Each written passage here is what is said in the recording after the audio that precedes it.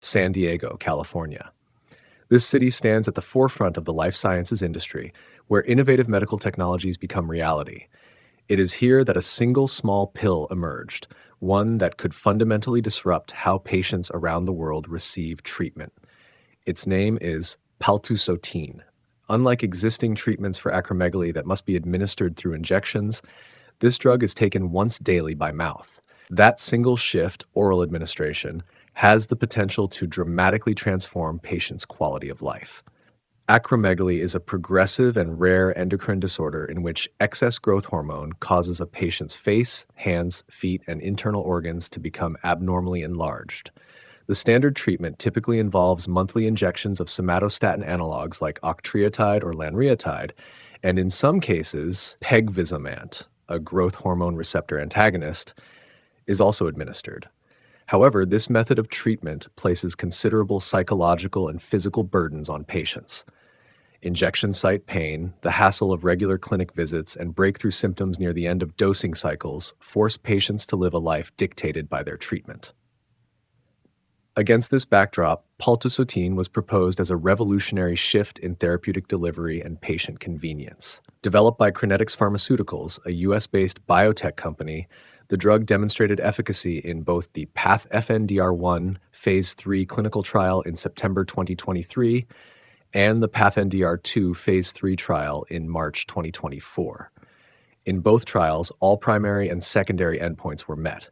This means that the drug not only delivered consistent treatment effects across different patient populations, but also improved overall quality of life measures.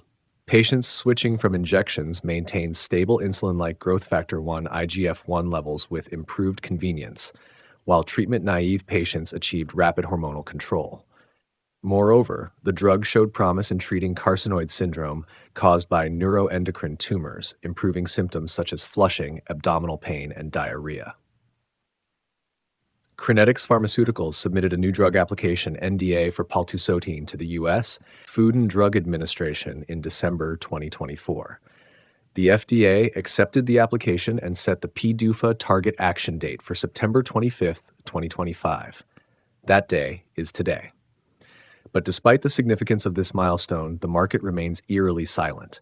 It is customary for companies to engage in active communication with the market ahead of such pivotal regulatory events, releasing press statements, holding investor briefings, and conducting media interviews to build momentum and manage expectations. This time, however, nothing. Crinetics Pharmaceuticals has not issued a single press release about paltusotine in the weeks leading up to the PDUFA date.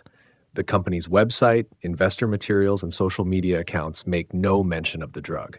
There is no buzz in the market. Investor forums, biotech publications, and analyst reports are silent. Nowhere is there discussion of what should be a major moment for this pipeline asset. Such silence is far from normal. Paltusotine has not only passed 2 successful Phase 3 trials, but has also been granted orphan drug designation the European Medicines Agency, and its NDA has been officially accepted for review in both the US and Europe.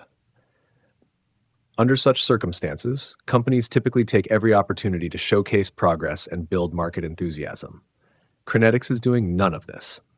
This deviation from the norm raises several possibilities. First, the FDA may have unofficially requested additional data on manufacturing, stability, or quality, what's often referred to as a soft CRL scenario, where approval is delayed pending supplementary information provided through informal channels. Second, the company may have sensed early challenges in pricing negotiations or insurance reimbursement strategies and decided to delay marketing efforts accordingly. In this case, silence may be a strategic attempt to temper investor expectations. Third, Crinetics might be intentionally holding back communication while recalibrating its commercial rollout or coordinating larger clinical plans around the drug. Whatever the reason, this level of quiet is highly unusual at such a critical juncture.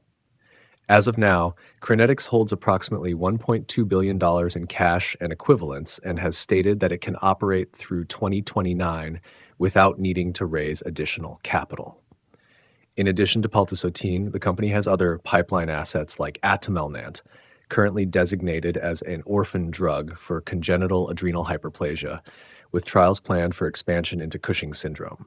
Another asset, CRN09682, a non-peptide cytotoxic conjugate targeting SST2 expressing tumors, received FDA clearance for phase 1 trials in May 2025. None of this explains the company's total silence on paltusotine. We must ask again, will the drug be approved? If so, why is no one saying a word? And if not, what exactly went wrong? As of this moment, U.S. markets have closed. Typically, PD-DUFA outcomes are announced after market hours, and companies release official press statements immediately thereafter. But there has been no announcement, only silence. Tomorrow morning, as markets reopen, this silence will take form.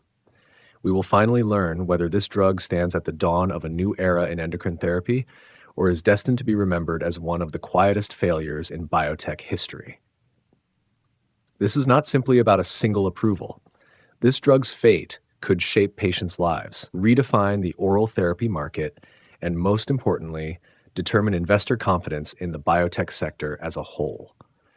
Valuester welcomes your suggestions on publicly listed, privately held, or pre-IPO stocks and crypto assets that you'd like us to explore. Please share them in the comments below. We're always listening. This was Valuester.